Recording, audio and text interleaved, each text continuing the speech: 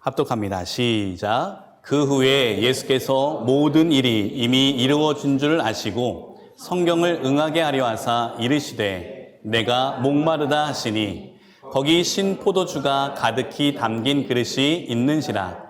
사람들이 신 포도주를 적신 해면을 우슬초에 메어 예수의 입에 대니 예수께서 신 포도주를 받으신 후에 이르시되 다 이루었다 하시고 먹이를 숙이시니 영원히 떠나가시니라. 아멘. 감사합니다. 오늘은 내가 목마르다 가상칠언의 제 5번째 말씀을 여러분과 함께 나누겠습니다. 물론 우리가 읽었던 마지막 30절에는 다 이루었다라는 가상칠언의 6번째 말씀도 나오지만 오늘 그 전까지의 본문 메시지를 가지고 함께 은혜를 나누겠습니다. 오늘 우리가 읽었던 본문은요, 이렇게 시작합니다. 그 후에 예수께서 모든 일이 이루어진 줄 아시고 성경을 응하게 하려 하사 이르시되 내가 목마르다. 여러분, 이 전까지 가상칠언의 1언부터 지난주 4언까지는 예수님께서 구원자 되심에 그 비통한 마음, 인류를 향한 그 비통한 마음으로 내뱉었던 말씀인데, 오늘 제 5언은 바로 자신의 육신의 그 뼈아픈 고통 가운데 절규하는 메시지예요.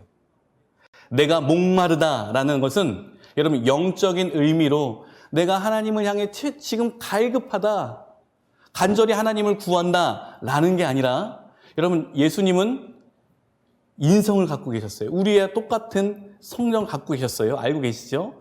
예수님은 우리와 같은 인간이셨어요. 그래서 인간이 느끼는 그 최대의 고통 가운데 지금 부르짖고 있어요. 내게 물 좀 다오. 목마르다. 내 이 찢어질 듯한 이 목구멍에 정말 물 한 방울 적실 수 있는 그 자비를 베풀어 달라. 이런 절규예요. 여러분, 당시 십자가의 처형은요, 굉장히 잔인했습니다. 그래서 이 로마 시민들에게는 이 십자가의 처형을 내리지 않았어요. 그토록 무자비한 처벌인 거죠. 십자가상에서 달려 돌아가는 죄수들은 그래서 죄인 중에 죄인입니다. 아주 극악 무도한 죄인들이 이 사형틀, 십자가 형틀에서 죽어가는 거예요. 이 찌는 듯한 갈증과 터질 듯한 이 심장, 거기에 동반되는 아주 큰 고통은 두통이라고 하더라고요. 의학자들 얘기하면 이 높은 곳에 장시간 동안 달려있을 때 나타나는 가장 극심한 통증은 고통이래요. 두통이래요. 그래서 이 두통이 얼마나 심하면 혼절했다가 깨어나고 혼절했다가 깨어남을 반복하여 서서히 죽어가는 거예요. 그러니까 십자가에 달려있는 죄수는 인간이 느끼는 가장 큰 고통을 죽을 때까지 장시간 느끼면서 죽는 거예요. 그러면 이 찌는 듯한 갈증 가운데, 또한 이루 말할 수 없는 이 두통의 고난 가운데 주님이 오늘 목마르다고 외치시고 계세요. 근데 우리가 오늘 읽었던 본문에 보면요, 이 다음 구절에 보면, 이 뒤에 나오는 구절에 보면 예수님이 포도주를 드시고 운명하셨음을 이야기하고 있어요. 근데 여러분, 사복음서를 대주해 보면요, 예수님이 포도주를 드신 적이 이 시기 말고 이 전에도 2번이나 더 있으셨어요. 우리 한번 말씀을 한번 읽어보겠습니다. 마가복음 14장 25절을 함께 읽어봅니다. 시작. 진실로 너희에게 이르노니 내가 포도주에서 난 것을 하나님 나라에서 새 것으로 마시는 날까지 다시 마시지 아니하리라 하시니라. 아멘. 예수님이요, 최후의 만찬이죠. 제자들과 함께 최후 마지막에 이 빵과 포도주를 떼시면서 이 빵은 내 몸이고 이 포도주는 내 피다. 내가 너희에게 내 몸과 살을 다 내어주어 너희를 구원할 것이다.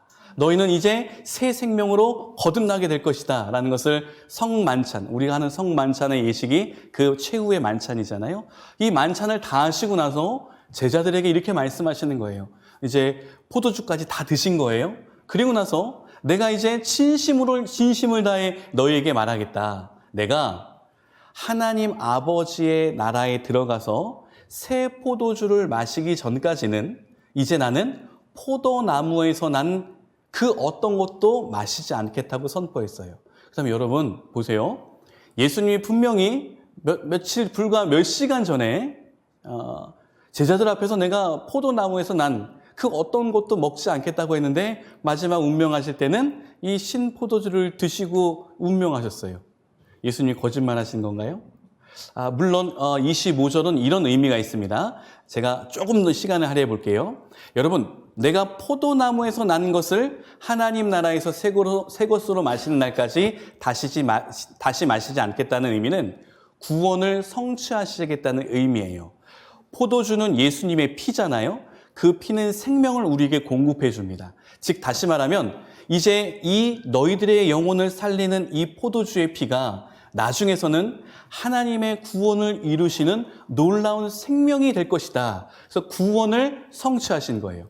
그 두 번째는 여러분, 우리 잔치 때 보면 이 유대인들의 이 잔치, 팔레스타인 지역의 잔치를 보면 뭐가 등장하죠? 가나의 혼인잔치에서도 포도주가 등장했잖아요. 즉 마지막 우리 천국에서 벌어지는 천국 잔치를 주님이 이야기하시는 거예요. 자, 이런 뜻이 있지만 그럼에도 불구하고 예수님께서는 분명히 마시지 않겠다는 포도주를 십자가상에선 드셨어요. 이것은 무엇을 의미할까요? 바로 예수님이 나시린에 대한 서원을 하시는 거예요. 나시린. 여러분 구약에 보면요, 나시린 제도라는 게 있습니다. 나시린은 이 나자르라는 히브리에서 오는데 구별되다, 바쳐지다 이런 뜻이 있어요. 그러니까 똑같은 하나님을 믿고 예수 그리스도의 그 은혜와 사랑에 순종한 그리스도인이라 할지라도 나는 여기서 더 나가서 그리스도인으로서 마땅히 성화의 삶을 삶에 있어서 주님의 말씀을 지키며 그 말씀이 비록 내 마음 가운데, 내 삶 가운데 어려움이 있을지라도 그것을 감내하겠다는 보편적인 헌신보다 더 큰 헌신을 하려는 사람들은 나실인이라는 서원을 해요. 그러니까 더 구별되고 더 주님께 바쳐지며 헌신하겠다는 의미의 나실인 서원을 해요. 이 나실인으로서 내가 살아가겠다는 서원은 세 가지의 지킬 의무가 있습니다. 첫 번째는 포도주와 독주를 마시지 않겠다. 또한 삭도를 절대로 머리에 대지 않겠다. 그러니까 머리를 길겠다는 거예요. 이발하지 않겠다는 거예요. 그리고 죽은 시체를 가까이 하지 않겠다. 그래서 여러분, 이 나시린으로서 서원한 사람들은요, 포도의 씨도 먹지 않았어요. 아예 그 포도는 쳐다보지도 않았다는 거예요.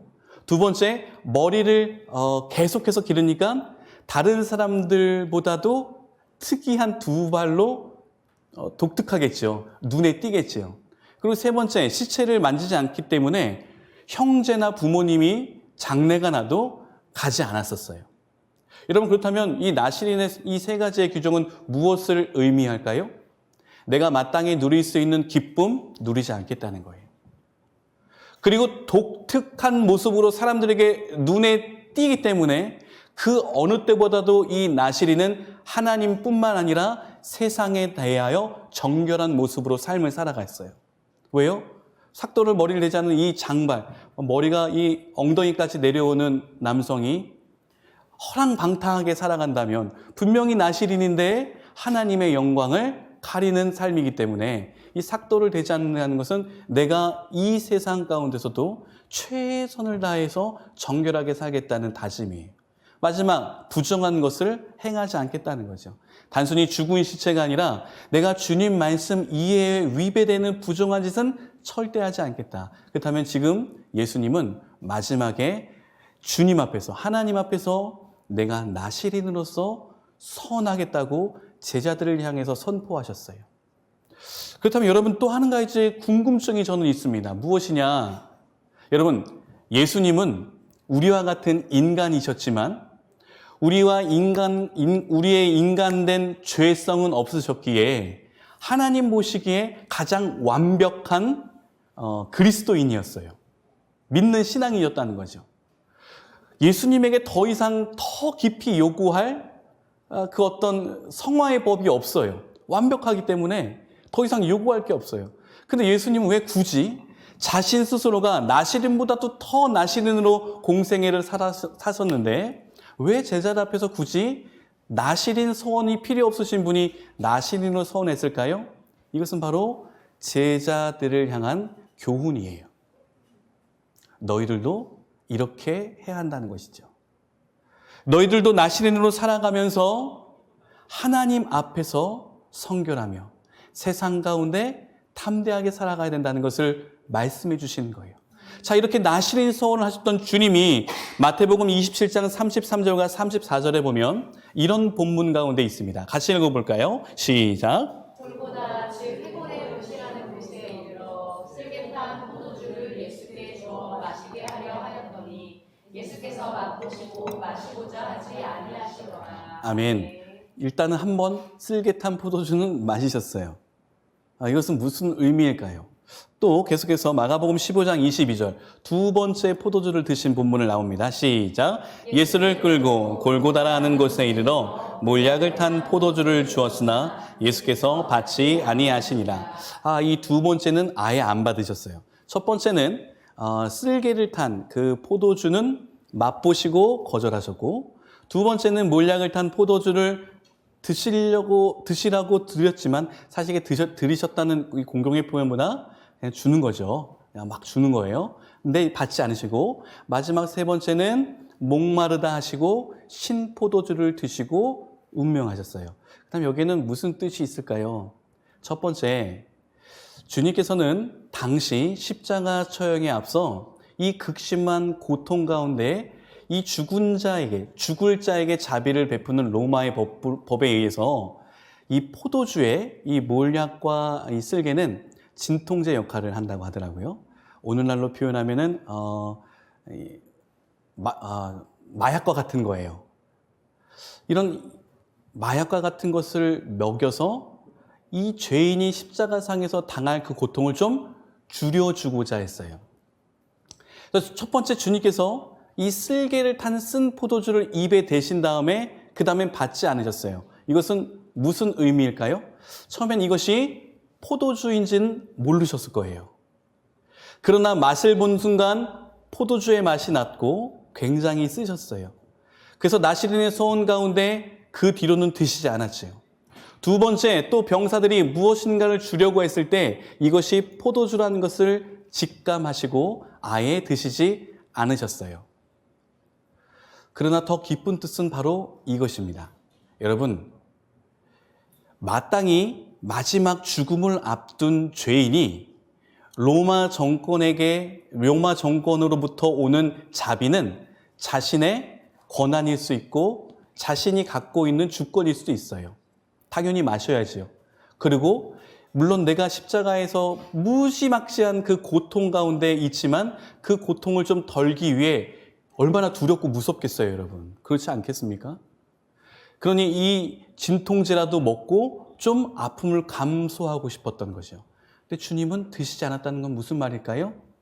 모든 십자가상의 고난을 그 어떤 세상의 것들로 희석시키거나 무마시키지 않고 오롯이 내가 그 고난을 다 견디겠다는 이 주님으로부터, 하나님 아버지로부터 향한 자신의 구원의 완성이에요. 전 오늘 이걸 보는 거예요.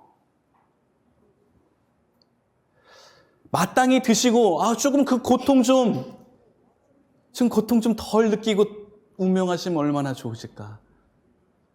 그러나 주님께서는 자신이 처한 이 모든 고통은 내가 오롯이 감당해야 되겠다는 그 고난을 감내하시는, 그 희생과 그 모든 아픔을 감내하시는 모습을 보아요. 왜죠? 우리를 사랑하시기 때문입니다. 주님께서는 이렇게 우리로 하여금 이 십자가상에서 당신의 그 놀라우신 헌신과 놀라우신 희생으로 구원을 완성하며 하나님 앞에 순종하는 모습을 봅니다. 우리 역사에 보면요, 이승훈 선생님이라는 분이 계십니다. 제가 선장자를 붙인 것은 위대하신 분이기 때문에. 이분은 제가 이번에 설교를 준비하면서 알게 된 것인데요. 이분은 우리의 독립과 우리의 민족을 위해서 혁혁한 공을 세우셨던 분입니다. 오산학교라는 곳을 또 세우시고 또 독립운동을 앞장섰던 분이세요. 이분이 워낙 출중하시기 때문에 고종 황제가 지금으로 말하면 외무부 차관직을 얘기했어요. 당신 정말 내 옆에서 이 국정을 위해서 나와 함께 힘써주면 참 좋을 것 같은데 이 외무부 차관직을 수락해 주시오. 했더니 이분이 남긴 말이 있습니다. 이분과 함께 채찍근으로 있었던 친구의 고백록에 그때 당시에 기록이 적혀 있어요. 제가 한번 읽어볼게요. 저는 이미 하나님께 전부 다 바쳐진 사람이기에 더 이상 다른 일에 바칠 제 자신이 남아있지 않사옵니다. 그러니까 이 이승훈 선생은 예수 그리스도를 인격적으로 체험하고 새 삶을 살면서 그에게 왔던 삶의 가치관의 변화가 있었어요. 그것이 무엇이냐? 나는 주님의 것. 나는 주님의 종이며 주님의 제자라는 거예요. 그래서 내 모든 것을 다 주님께 내어드리는 삶을 사는데 어찌하여 내가 남은 인생이 있을 수 있겠습니까? 이런 얘기를 하는 거죠. 여러분, 오늘 이 십자가의 가상칠언의 제5원을 통해서 우리가 계속 연속 5주 동안 우리에게 도전받는 건 무엇이죠? 더욱더 주님을 사랑하자는 거예요. 그리고 나의 모든 소유는 주님의 것이며 나의 인간의 모든 삶은 주님의 소유물이라는 거예요. 근데 막상 이 땅의 모든 목회자들이 주님의 종이라고 얘기하지만 저에게 해당되는 말입니다. 정말 종과 같은 그런 대접을 받을 땐 굉장히 기분 나빠해요. 많은 성도들이 예수 그리스도의 제자이라고 얘기하고 양육훈련과 제자훈련과 셀훈련을 많이 받습니다. 그러나 제자됨의 도전 앞에선 우리 다 기분 나빠하고 나의 자존심을 드러내어 종이며 제자도 다 필요 없지요. 저는 이 설교 앞에서 무릎을 꿇습니다. 내가 주님의 종이라 하여 이곳에 서 있지만 여전히 종에 가까운 대우를 받았을 때 내가 왜 그렇게 자존심 상해하는가? 이 주님의 고난을 다시 한번 생각하며 진정한 종과 제자로 거듭나는 저와 여러분이 되시기를 간절히 소망합니다. 주님께서는 이 십자가상에서 자신에게 주어진 고통을 회피하지 않으셨어요. 마땅히 그렇게 하실 수도 있었지만 거절하셨습니다. 온전히 그 고난을 감내하셨고 온전히 주님 앞에 모든 것을 내어드리는 모습을 십자가상에서 보여주셨어요. 여러분, 우리의 인생은요, 여러분의 성경이라면 꼭 기록하십시오. 우리의 인생은 고난과 전쟁의 연속입니다. 왜 그렇지요? 우리는 이 땅에 살며 영적 전쟁에 참전한 그리스도의 군사이기 때문이에요. 여러분, 세상 사람들이 얼마나 많은 이 전쟁 기록을 보면 전쟁에 나갈 때 이 베트남 전쟁에서도 미군 병사들에게 헤로인을 주입했다는 기록도 나오잖아요. 그리고 2차 세계대전에서도 군인들에게 보급해 주는 음식 중에 술과 담배와 포도주가 있었어요. 그러니까 그 고통을 좀 무마시키기 위한 마약을 투여하는 거죠. 향정신성 의약품. 마약이에요, 마약. 여러분, 그렇다면 오늘 우리는 이 그리스도인으로부터 오는 은혜를 받아 누리고 살아갈 때 어떠한 진통제를 맞고 있죠? 세상의 쾌락이죠. 우리는 그리스도인으로 살아감에 있어서 어디서 낙을 얻으려고 합니까? 세상에서 얻으려고 해요. 세상이 주는 쾌락과 정욕 가운데 몰약을 탄 포도주를 마시며 십자가상에 있으려고 해요. 저는 오늘 저와 여러분이 온전한 십자가의 고난을 짊어지는 그리스도인의 군사가 되기를 간절히 소망합니다. 오늘 이 메시지를 통해서 우리 한빛교회를 향해, 이 땅의 교회를 향해, 이 땅의 성도들을 향해 정말 간절히 눈물을 흘리며 외치는 그 외침의 메시지를 제가 여러분에게 직언하여 말씀드려 보겠습니다. 예수 그리스도의 십자가의 보혈의 공로로서 구원을 얻은 우리의 삶은 어떠한가? 그 구원의 은혜 때문에 오로지 하나님께만 바쳐질 삶을 살고 있는가? 대의가 분명하고 중의의 뜻임이 명백한데도 우리는 십자가를 지신 그리스도의 남은 고난에 동참하지 않고 있다. 세상의 쾌락이나 오락으로 진통제를 삼고 있지는 않은가? 그가 누구인간의 하나님의 뜻대로 살아온 성도들의 얼굴에는 악마가 핥히는 손톱 자국이 가득해야 된다. 그러니까 오늘 예수님 십자가상에서 채찍질을 당하시고 피를 흘리셨던 것은 영적인 전쟁이에요. 아마 사단과 마귀는 예수님에게 인간으로 느낄 수 있는 극심한 고난을 주며 고통을 주며 그 십자가의 구원을 포기하라고 할 수도 있어요. 그러나 주님께서는 그 모든 것들을 감내하시고 구원을 포기하지 않고 성취하시고 이루셨습니다. 그래서 이 구원의 확신이 있는 자들은 반드시 사단과의 싸움에 상처와 혈흔이 남아 있어야 돼요.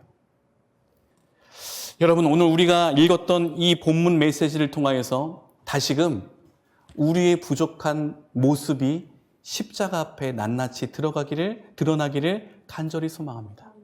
그리고 주님께서는 신포도주를 이제 세 번째 드셨어요. 여기 보면 포도주를 마신 것 같지만 헬라어 원문과 또한 영어를 지적하게 되면 아주 굉장히 신 음료를 드셨다고 기록되어 있어요. 식초예요, 식초.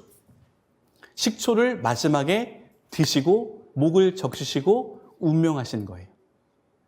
그러니까 이 나시린의 소원을 최대한 이루시고 또한 이 극심한 목마른 정말 이 불타는 것 같은 이 갈증 가운데 충분한 식수, 깨끗한 생수를 드신 것이 아니라 아주 신 식초를 드시고 고통 가운데 운명하시는 주님의 모습을 봅니다.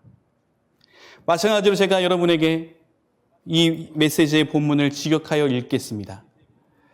우리와 똑같이 연약하기 짝이 없는 육체를 가지신 예수님.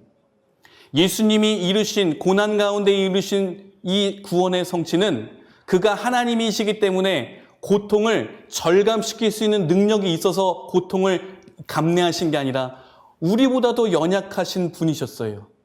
그분이 이 모든 아픔과 고통을 감내하고 계십니다. 마치 자기를 모두 분쇄하여 다 갈아서 고통의 극치 가운데서 우리를 사랑하셨다는 것을 기억하시길 바랍니다. 예수의 이 공공연한 이 사실, 이 모든 섬김은 연약하기 짝이 없는 예수 그리스도의 육신을 통해서 이루어졌다는 거예요. 그러면 이기적인 마음으로 지극히 육신을 아끼며 살아가는 우리의 모습은 어떻습니까? 하나님께 온전히 봉헌하지 못하는 우리의 모습이 너무나 역겹지 않습니까? 그때마다 우리는 예수 그리스도의 십자가를 묵상해야 합니다. 그리고 거기서 자신의 최선을 다해 당신의 몸을 바치시기까지 아낌없이 내어줬던 예수님을 생각하여 나는 죽고 예수로 살며 내 육체를 예수 그리스도의 남은 고난과 교회에 헌신하며 살아가야 합니다. 여러분, 저는 여러분에게 도전합니다. 이 예수님의 찢겨진 고난, 모든 것이 다 부서지기까지 자기를 갈아 넣으셨던 이 십자가상의 이 사랑을 보며 우리는 내 자신의 모습이 이 목사님의 표현처럼 역겨워하는 죄인으로 주님 앞에 회개하는 은혜가 있기를 간절히 소망합니다. 마지막으로 오늘 우리의 말씀 가운데 이런 표현이 있어요. 주님의 말씀을 응하게 하시려고. 우리 요한복음 19장 28절 마지막 본문을 볼까요? 시작. 그 후에 예수께서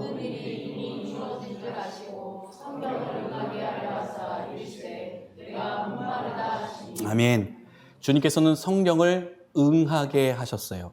여러분, 이건 무슨 표현이냐면요, 구약의 많은 예언자들이 장차 오실 구원자 메시아에 대해서 미리 예언한 본문들이 있어요.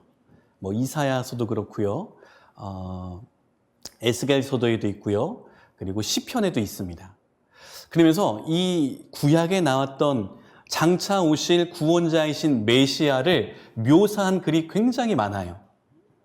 여러분이 잘 아시는 나귀를 타고 오신다, 구약에 기록되어 있어요. 그리고 그분은 유다 땅 지극히 작은 고을에 있는 베들레헴에서 태어나실 거다. 흠모함이 없으시다.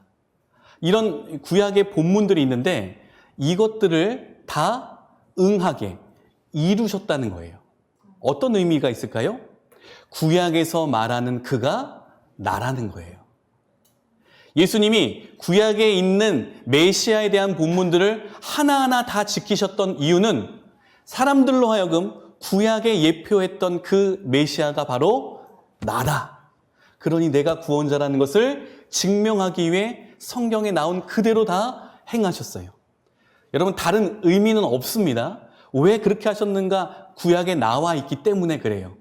두 번째는요, 그 모든 것을 죽기까지 하나님의 말씀 앞에 순종한 성자 예수님이 나와요. 그러니까 성경을 응하게 하시려는 것은 진짜 구약에서 말하는 진짜 메시아. 두 번째, 하나님의 말씀을 1.1획도 틀리지 않고 순종하셨던 모습을 바로 성경을 응하게 하려 하사라는 뜻이에요.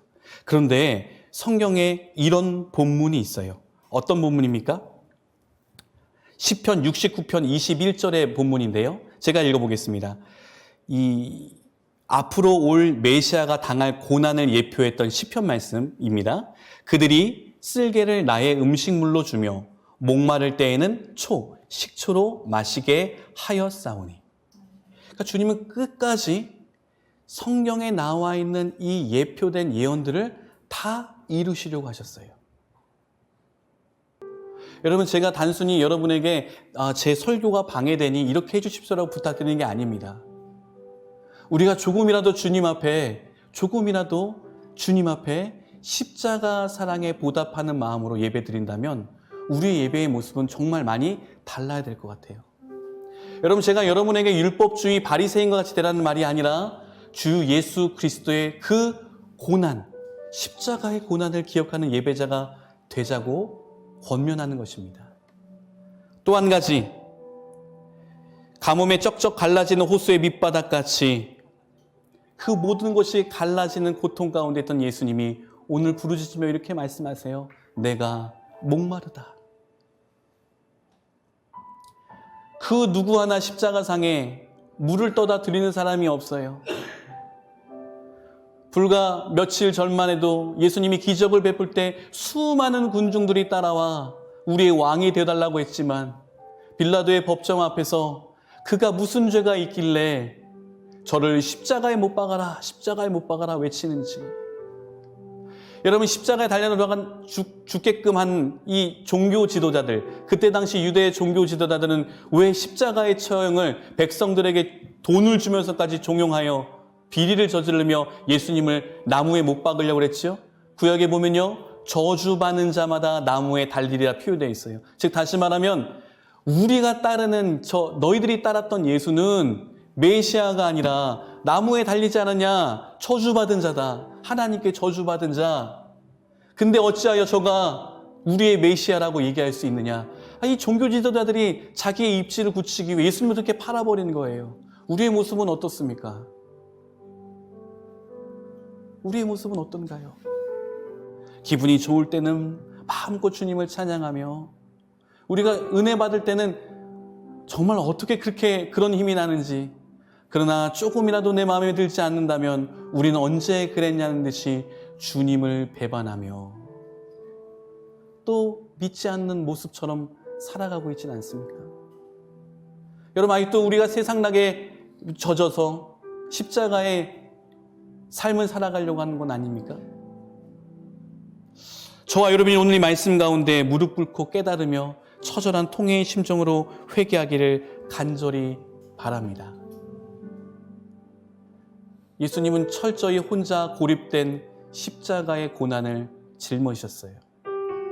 다시 한번 우리를 살펴봅시다.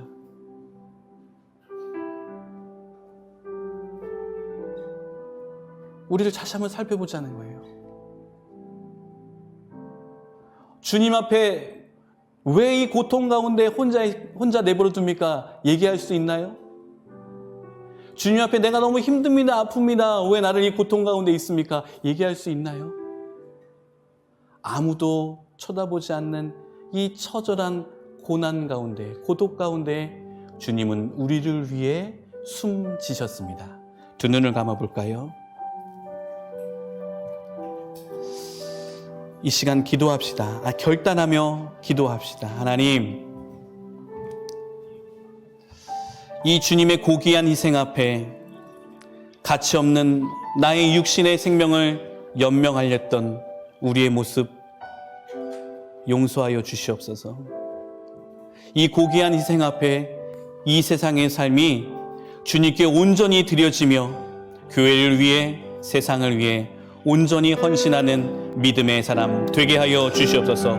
우리와 같은 마음으로 간절히 기도하며 결단하겠습니다. 기도합시다.